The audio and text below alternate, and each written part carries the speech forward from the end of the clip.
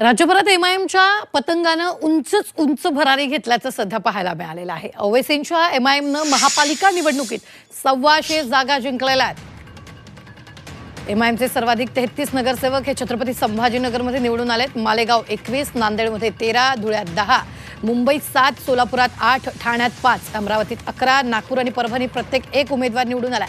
मुंबईतील मुस्लिम बहुल प्रभागांमध्ये समाजवादी पक्षाचे 6 ते 7 नगरसेवक अनेक वर्ष निवडून येत असतात। अबू आझमी आणि रईस शेख या दोन आमदारांच्या वादात पक्षाचं मोठं नुकसान झालं।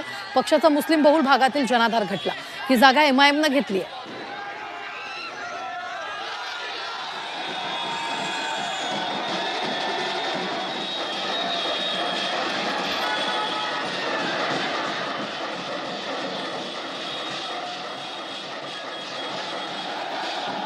एमआयएमचं एक वेगळं राजकारण आहे, त्याच्यावर भविष्यात बोलू आम्ही। भारतीय जनता पक्ष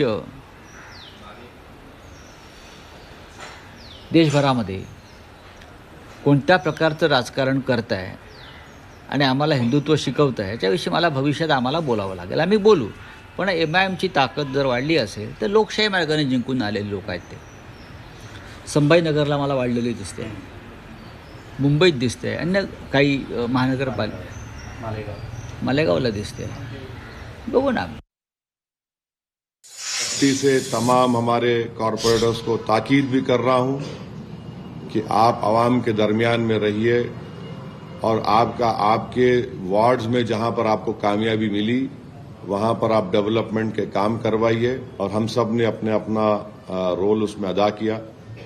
मैं उम्मीद करता हूं कि हम लोग अच्छी तरह से काम करेंगे। और फिर मैं स्ट्रांगली ये बात भी कहना चाहूंगा, जहां जहां एमआईएम के कॉरपोरेटर्स कामयाब हुए हैं वो पॉलिसी मैटर में कोई डिसीजन ना लें जब तक पार्टी का कोई फैसला नहीं होता। जाहिर है आपसे कंसल्ट किया जाएगा, आपसे बात होगी, चाहे वो कोऑप्शन का मेंबर हो, चाहे वो स्टैंडिंग कमेटी बनाने का जो भी हो। इस मसले में पार्टी आपसे बात करेगी, उसके बाद जो डिसीजन होगा आप उसको जरूर फॉलो करिए।